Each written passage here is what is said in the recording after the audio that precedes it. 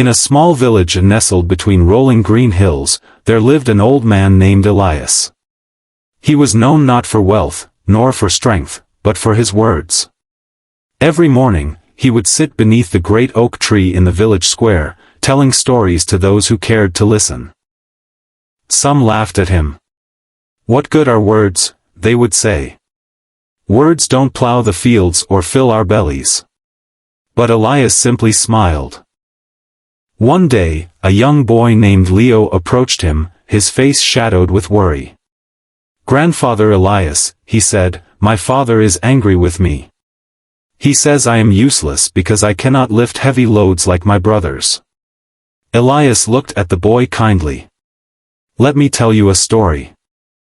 He leaned in, his voice soft but firm. "Once, there was a tiny sparrow who wanted to fly across the ocean. The other birds laughed at him. 'Your wings are too small,' they mocked. But the sparrow did not listen. He flapped his wings, a little each day, until one day, he soared over the endless blue." Leo's eyes brightened. "So, if I keep trying, I can prove my worth?" Elias nodded. "Not just with strength, but with wisdom. Find what you love, and your words will shape your world." Leo ran home, his heart lighter. Days passed. Then weeks. Elias continued his storytelling, weaving lessons into each tale. Some still dismissed him, but others listened, like a merchant on the brink of closing his shop, inspired by Elias's words to keep going, or a quarreling couple who found peace after hearing a story about patience. But one day, the king's soldiers stormed into the village. By order of the king, they announced, "Taxes are rising. Those who cannot pay will lose their homes." Fear spread like wildfire. People panicked. Some planned to flee, others wept. Elias stood, tapping his cane on the cobbled ground. "Take me to the king." The villagers gasped. "The king listens to no one."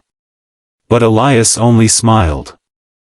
The journey was long, but when Elias finally stood before the king, he bowed and said, "Your Majesty, may I tell you a story?" The king, amused, nodded. Elias spoke of a foolish ruler from long ago, who taxed his people so harshly that they abandoned the land. The kingdom crumbled, and the ruler was left with nothing. But, Elias concluded, a wise king listens, and his people thrive. The hall was silent. Then, the king chuckled. "You are clever, old man." He turned to his advisors. "Lower the taxes. A kingdom without people is no kingdom at all." When Elias returned, the village erupted in cheers. "How did you do it?" they asked. Elias smiled. "Because words," he said, "have power." And from that day forward, the villagers no longer mocked him.